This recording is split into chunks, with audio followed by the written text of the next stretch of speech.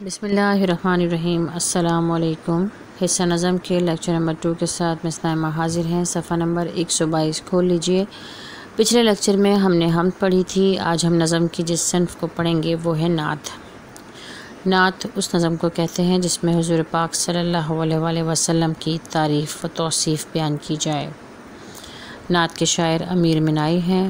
ولادت 1829 اور وفات 1900 ہے۔ آئیے اب بک کی طرف چلتے ہیں۔ امیر احمد منائی لکھنؤ کے ایک دینی و علمی خانوادے میں پیدا ہوئے، یعنی خاندان میں پیدا ہوئے۔ آپ نے طب یعنی میڈیسن، لسانیات یعنی زبانوں کا علم، تصوف یعنی صوفزم صوفیانہ شاعری، فلسفہ یعنی فلاسفی، فقہ یعنی اسٹڈی آف اسلامک لاس، منطق یعنی لاجک، تاریخ ہسٹری، موسیقی میوزک، ریاضی میتھمیٹکس اور قانون یعنی لا کے علوم حاصل کیے۔ آپ کا شمار بڑے علماء میں کیا جاتا ہے۔ آپ کو اردو، فارسی اور عربی زبان پر عبور حاصل تھا۔ آپ نے حمد، نعت، مثنوی، قصیدے اور غزل میں اظہار خیال کیا۔ ان تمام کی ڈیفینیشنز، ان کی وضاحت انشاءاللہ میں اگلے لیکچر میں آپ کو بتاؤں گی، مگر خاص وجہ شہرت امیر منائی کی نعتیہ شاعری ہے۔ آپ کی شاعری عوام میں بہت مقبول ہے۔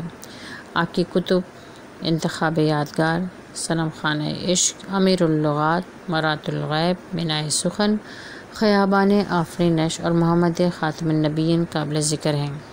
آپ اپنی کتاب امیر اللغات کی اشاعت کے لیے حیدرآباد دکن گئے اور وہیں اس دار فانی سے کوچ کر گئے، یعنی وفات پا گئے۔ اس طرح تاریخ نعت گوئی کی عظیم شخصیت ہم سے جدا ہو گئی۔ آئیے اب بک سے بلند خوانی کرتے ہیں اور اس کی تشریح دیکھتے ہیں۔ خلق کے سرور شافعِ محشر صلی اللہ علیہ وسلم، مرسل داور خاص پیغمبر صلی اللہ علیہ وسلم۔ خلق کے سرور سے مراد خلق یعنی مخلوق، سرور یعنی بادشاہ، یعنی مخلوق کے بادشاہ، شافعِ محشر یعنی محشر میں شفاعت کرنے والے صلی اللہ علیہ وآلہ وسلم، یعنی پیس بی اپون ہم، اللہ تعالیٰ آپ پر رحمت نازل فرمائے۔ مرسل داور انصاف کرنے والے رسول، خاص پیغمبر ایسے پیغمبر جن کا مرتبہ، جن کا رتبہ بہت خاص ہے۔ آپ صلی اللہ علیہ وآلہ وسلم کے مرتبے تک کوئی اور پیغمبر، کوئی اور نبی، کوئی اور رسول نہیں پہنچ سکا صلی اللہ علیہ وسلم۔ اللہ تعالیٰ آپ پر رحمت نازل فرمائے۔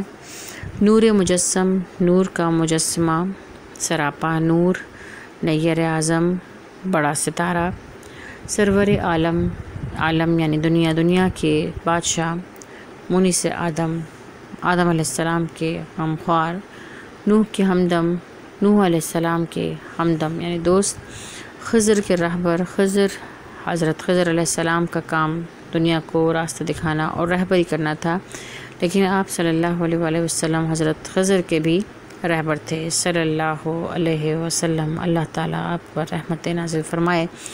بحر سخاوت یعنی سخاوت کا دریا، کان مروت یعنی فیاضی اور کہہ سکتے ہیں فیاضی اور سخاوت کے بادشاہ، کان مروت، آیا رحمت یعنی اللہ تعالیٰ کی رحمت کی نشانی، شافع امت اپنی امت کی شفاعت کرنے والے، مالک جنت جنت کے مالک، قاسم کوثر، قاسم یعنی تقسیم کرنے والا اور کوثر یعنی آب کوثر، یعنی آپ صلی اللہ علیہ وآلہ وسلم آخرت میں یا جنت قیامت میں آپ اپنی امتیوں کو قاسم کوثر یعنی آب کوثر تقسیم کریں گے صلی اللہ علیہ وسلم۔ اللہ تعالیٰ آپ پر رحمت نازل فرمائے۔